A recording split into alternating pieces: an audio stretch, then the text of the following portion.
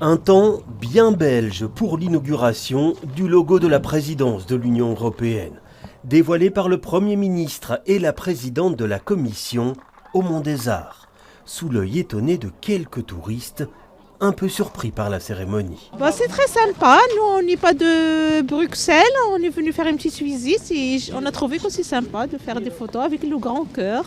Et vous savez ce que ça représente ? Pas du tout, pas du tout. Excellent, mais je ne sais pas pourquoi ça a été un cœur. Voilà. Un peu plus tôt, c'est au Palais d'Egmont que les commissaires européens arrivés en bus électrique ont été reçus par les autorités belges. Une première occasion de faire le point sur les dossiers en cours. La présidence belge peut apporter un certain nombre d'initiatives ou de priorités, et puis nous allons surtout expliquer les dossiers sur lesquels on souhaiterait pouvoir terminer la discussion avec le Parlement, avant que le Parlement n'arrête ses travaux.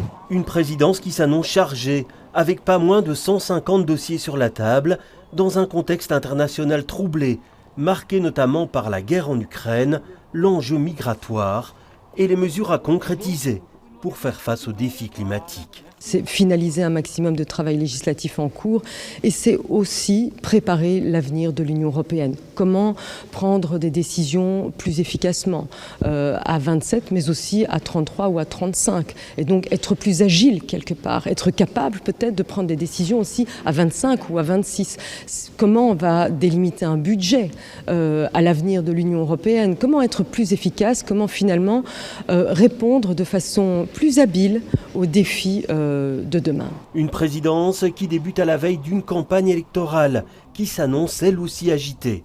Reste à voir si elle ne perturbera pas l'agenda des travaux.